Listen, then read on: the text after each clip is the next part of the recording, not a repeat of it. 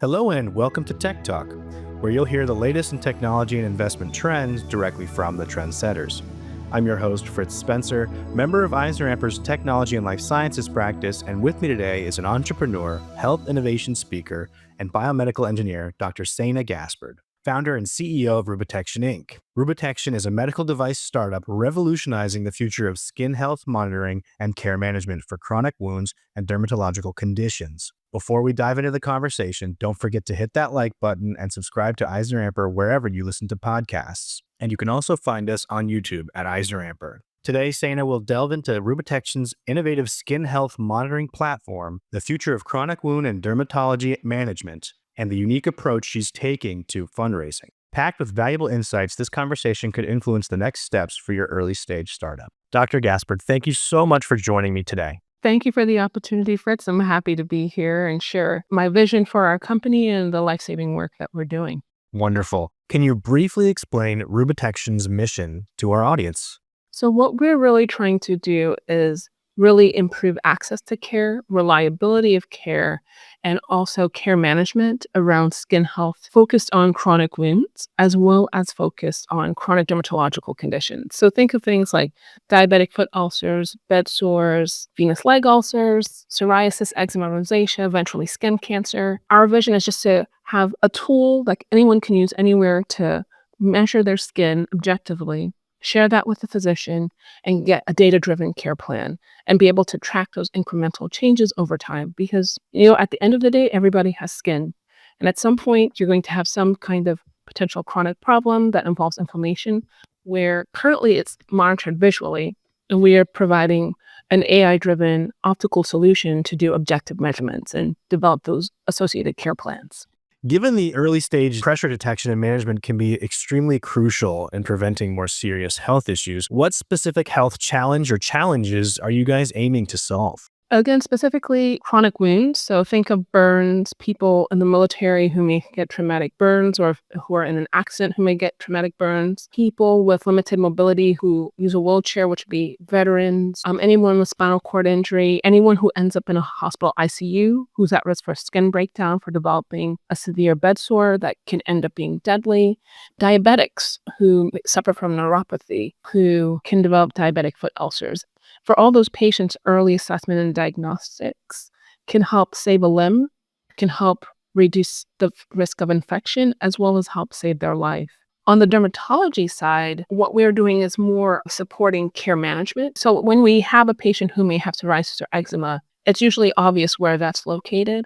So what we can be used as then is a companion device to their RX prescription to evaluate how well it's working, how well it's progressing over time, and help identify some of the triggers for the flame up of their condition. And you mentioned briefly in your intro that you guys are utilizing several different technologies, scanning, AI. Can you tell me more about your diagnostic technology and kind of maybe what sets you apart? Yeah, what sets us apart is a few things high level is that we've designed a solution that's easy to use, it's cost effective, and it can be used with minimal training. The core of that technology is really the combination of several things. So we have a multi-sensor sensing handheld device that allows you to take various measurements of the skin, including optical measurements to evaluate things like temperature, how stiff the skin is. And then we also couple that with some computer vision, so we can capture images and assess that to derive additional features from the skin. Then we have proprietary data analytics that we then use to support the development of that care plan. With that, you can do remote monitoring, bedside care, and just expedite patient-specific care plans and effective management of the team that supports that patient at a more reduced cost. Okay, very interesting. So a combination of both a physical product as well as a platform that you utilize to provide A to Z care for your patients. Yeah, so we have a device and a software combination. So the device allows you to get the data. Think of it like a Fitbit. The Fitbit collects all the data, but the Fitbit software is where you can see all the analytics, get the recommendations, connect with your friends or family, things like that. So we're thinking of it like that for use at home and in the hospital, where anyone can use it. We use the device and then use the app to follow the trend of the skin, to connect with a physician, to share the data, to get the care management analytics. What's next for you guys? What's your next big milestone in your entrepreneur journey? So our next big milestone is the goal of really launching the products on the market. So we have one or two phases we have to pass through to get that. And we're trying to raise the funding to do that. But the first step is building out additional prototypes, getting additional patient data. We already have a prototype, but just to get more to expedite the second phase, which will be the FDA compliant product development process and manufacturing and sales process. So right now we're trying to close out our seed round for phase one. We have about $1 million left. So I'm doing all of the, JPM and Miami trips to connect with investors who are interested. Once we close that out, we'll probably focus on that phase one milestones for the rest of the year and then start raising for the phase two milestone, which will be product launch sometime towards the end of this year or early next year. And speaking of raising money, I believe you're familiar with WeFunder. Can you tell our listeners a little bit more about that platform and what's been your experience with that? So WeFunder is a crowdfunding platform which helps democratize access to investing. So oftentimes people will see a company that's become super successful and they think, oh, I wish I could have had a chance to invest in that early before it took off. Well, WeFunder is a platform like that that allows anybody to find those companies if they're on the platform and invest in them, to be an early investor in the company as it grows. And because it's for non-accredited investors, which means anyone who's making less than $200,000, it allows anyone to put in whatever amount they can to at least get them into investing and help them support a company or missions or visions that they are interested in. And as part of our fundraising strategy, we are also utilizing WeFunder to help bring in more women and minorities as part of our investment strategy as well, and to allow it to be accessible for anyone just for this particular round. It'll be difficult for us to do that in the next round because we'll be raising a significantly larger sum of money, but we did want it to give that opportunity to our community, essentially, to be a part of our success early on.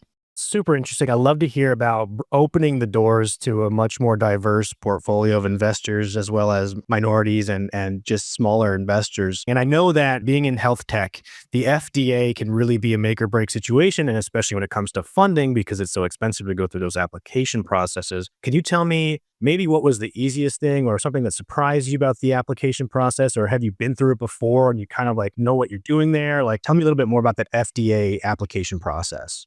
Right. So we're at the beginning of our FDA application process. I think for most people, it seems very daunting. But since I have a background in biomedical engineering, I've been studying the FDA process since I was an undergrad. So I kind of know the general process, granted that updates. But basically with a good consultant, you can navigate that process pretty effectively. And in the last 5 years, the FDA has become more consumer friendly. By consumer, I mean open to conversations, to giving feedback early on to help lower that barrier at the end when you're seeking approval. But for our solution specifically, we've already done the regulatory analysis. It showed that we are a class 1. So FDA has class 1, class 2, class 3. Class 1 is like the lowest risk. Class 3 is anything that has to be implantable that can kill you. Most medical devices are in a class 2, but because we're a decision support aid where we're providing data to help drive data-driven care plans initially, we are a class 1. So it's the lowest risk. It's about getting through the product development process using FDA certified manufacturers, developers, and processes, including the quality management system to make sure that everything is being done to the right specificity for safety.